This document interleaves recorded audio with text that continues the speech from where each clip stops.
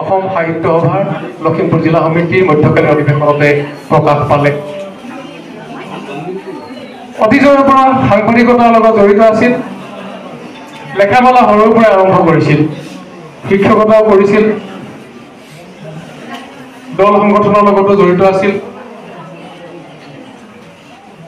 অসম সাহিত্য সভাৰ লগতো জড়িত, বিভিন্ন সমাজৰ লগত জড়িত এগৰাকী ব্যক্তি কলেজৰ নৰহ প্ৰতিষ্ঠিত এগৰাকী ব্যৱসায়ী।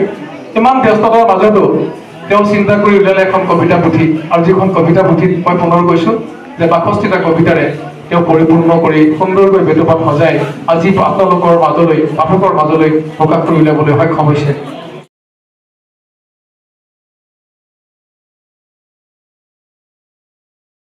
এগৰাকী উদীয়মান কবি পোনপ্ৰথমবাৰৰ বাবে তুমি এবাৰ কবৰ ল'বানে বুলি এখনি কাব্যগ্ৰন্থ কালি উন্মোচন কৰিছে। এই কাব্যগ্ৰন্থখনিৰ গৰাকী হৈছে কলেশ্বৰ নৰহ। তেখেতৰ এই কাব্যগ্ৰন্থখনি আমাৰ যিগৰাকী ব্যক্তিয়ে প্ৰিণ্টাৰ্ছ কৰি পাঠনি লিখি দিছে, এইগৰাকী ব্যক্তিক আমি লগ পাইছোঁ আজি অৰ্থাতে দুষ্যন্ত নৰহৰ ঘৰত। এখেতে এই কাব্যগ্ৰন্থখনিৰ পাঠনিটো লিখি দিছে, কিন্তু কি বিষয়বস্তুৰ ওপৰত ভিত্তি কৰি কবি কলেশ্বৰ নৰহে এই কাব্যগ্ৰন্থখনি ৰচনা কৰি উলিয়াইছে, এই সন্দৰ্ভত আপোনাৰ পৰা অলপ মতামত বিচাৰিছোঁ। হয়, কলেশ্বৰ নৰহ মানৱতাৰ কবি। আচলতে মানৱতাৰ জৰিয়ন হোৱাই তেওঁৰ আচল উদ্দেশ্য। আমাৰ শোষিত নিষ্পেষিত যিসকল মানুহ আছে, অন্যায় অবিচাৰৰ যিসকল বলি হৈ আছে, সেইসকলৰ সপক্ষে তেওঁ কলম মানে কবিতাৰ ৰূপত তুলি ধৰিবলৈ চেষ্টা কৰিছে, আৰু তেওঁ বহু ক্ষেত্ৰত সফলো হৈছে। এইটো তেখেতৰ জীৱনৰ প্ৰথম কাব্যগ্ৰন্থ হয়, আৰু আমি ইয়াৰ পাতনি লিখি দিয়াৰ কাৰণে নিজকে সৌভাগ্যৱান বুলি ভাবিছোঁ। অৱশ্যে কলেশ্বৰ নৰহৰ কলম আৰু চোকা হ'ব লাগিব, আৰু কবিতাবোৰ আৰু বেছি পৰিণত হ'বলৈ বাকী নথকা নহয়। আমি ভৱিষ্যতে কলেশ্বৰ নৰহৰ পৰা ৰসোত্তীৰ্ণ কবিতা পুথি বা কবিতা আশা কৰিম। তেখেতৰ কাব্যজীৱন সফল আৰু সুন্দৰ হওক, উজ্জ্বল হওক, তাকে কামনা কৰোঁ। হয়, ধন্যবাদ। আমি লক্ষ্যপতি দেউৰী দেৱে কলেশ্বৰ নৰহৰ কাব্যগ্ৰন্থৰ ওপৰত যি মতামত দাঙি ধৰিলে তাৰ বাবে আপোনাক বিশেষ ধন্যবাদ জ্ঞাপন কৰিছোঁ। ধন্যবাদ। অসম সাহিত্য সভাৰ লখিমপুৰ জিলা সমিতিৰ মধ্যকালীন অধিৱেশনতে প্ৰকাশ পালে। অতীজৰ পৰা সাংবাদিকতাৰ লগত জড়িত আছিল, লেখা মেলা সৰুৰ পৰা আৰম্ভ কৰিছিল, শিক্ষকতাও কৰিছিল, দল সংগঠনৰ লগতো জড়িত আছিল,